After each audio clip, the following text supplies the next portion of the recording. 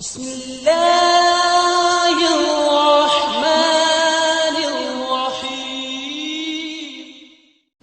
اور بہتر تو یہ کہ چینی چھوڑ دیں, شہد کھائیں بھائی. کیا خیال ہے؟ شہد کا شربت اگر آپ افطاری میں پی لیں تو فائدہ ہی فائدہ. نہ صرف یہ کہ گردوں کو نقصان نہیں دے گا بلکہ فائدہ پہنچائے گا. تو آج کل کوئی اتنا مسئلہ نہیں ہے, شہد کوئی اتنی مہنگی چیز نہیں ہے, خالص ہونا چاہیے شہد. شہد کا جو ہے نا وہ پانی میں 2-4 چمچے گھول دیے, اس میں تھوڑا سا لیمن بھی ڈال دیا, اور لیمو ہونا چاہیے, کچھ اور نہ ہو. لیمو کے نام پہ آج کل مذاق بھی مل رہا ہے مارکیٹ میں. لیمن ہوتا ہے ایک جمیری ہوتی ہے, بالکل لیمو کی شکل کی ہوتی ہے, وہ نقصان دہ ہوتی ہے. تو آپ نے اس کو بولنا بھائی مجھے لیمو چاہیے, لیمو. تو لیمن کا آپ نے تھوڑا سا اس میں ڈال دیا, اور شہد بھی ڈال دیا, اور شربت. یہ سارے کام اپنے خرچے پہ کرنے, یہ پہلے بتا دوں آپ کو میں, ٹھیک ہے نا. ایسا نہ ہو مجھے فون کر کے آپ کہیں کہ آپ نے اتنے اچھے اچھے مشورے دیے ہیں. تو اب لیمو کا بھی, کیونکہ لیمو بھی ٹھیک ٹھاک مہنگا ہوا ہے, شہد تو ہے ہی مہنگی چیز. تو یہ آپ اگر پی لیں گے تو اس سے 2 فائدے ہوں گے. ایک تو سارا دن کی جو تھکاوٹ ہے آپ کی سیکنڈوں کے اندر دور ہو جائے گی. سمجھ رہے ہو؟ فائدے گنے. پہلی بات کیا؟ سارا دن کی تھکاوٹ آپ کی دور ہو جائے گی. دوسرا فائدہ کیا ہوگا؟ لذت اور مزہ. شہد اور لیمن کا شربت ملا کے پیئے, مزہ نہ آئے پیسے واپس, بڑا مزہ آئے گا پینے میں. تیسرا فائدہ, آپ کے جسم کا کولیسٹرول بولے نا پگھلے گا, ہینڈسم اسمارٹ ہو جائیں گے, باریک ہونا شروع ہو جائیں گے.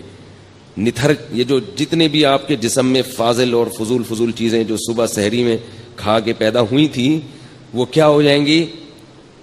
ختم ہو جائیں گے. نتھرنا شروع ہو جائے گا جسم, توند کم ہونا شروع ہو جائے گی آپ کی. سمجھ رہے ہو نہیں سمجھ رہے بھائی؟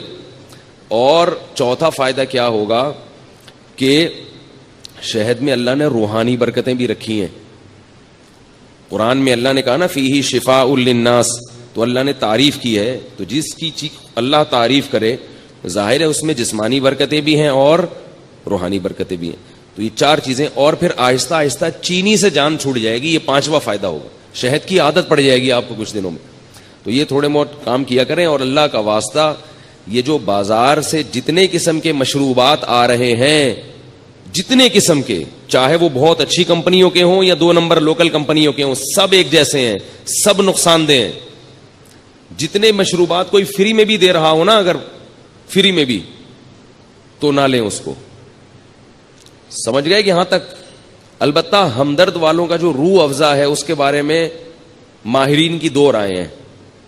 بعض کہتے ہیں وہ بھی کچھ ایسنس ہیں وغیرہ, اور بعض کہتے ہیں نہیں وہ خالص عرقیات کا مجموعہ ہے. تو مجھے اس کی تحقیق, کتنی اہم باتیں ان کو فری پھوکڑ میں بتا رہے ہیں اور یہ قدر نہیں کر رہے بھائی.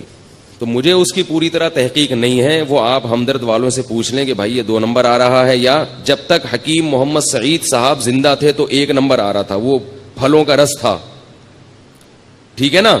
اب پھلوں کا رس ہے یا پرچی پہ پھل لکھ کے وہ پرچی ڈال دی جاتی ہے, اس کا مجھے علم نہیں ہے. تو دونوں باتیں سننے کو ملتی ہیں. بعض کہتے ہیں 2 نمبر ہے, بعض کہتے ہیں 1 نمبر ہے. تو مجھے نہیں پتا کہ وہ 2 نمبر ہے کہ 1 نمبر. تو آپ کا کوئی جاننے والا ہو تو آپ اس سے تحقیق کر سکتے ہیں.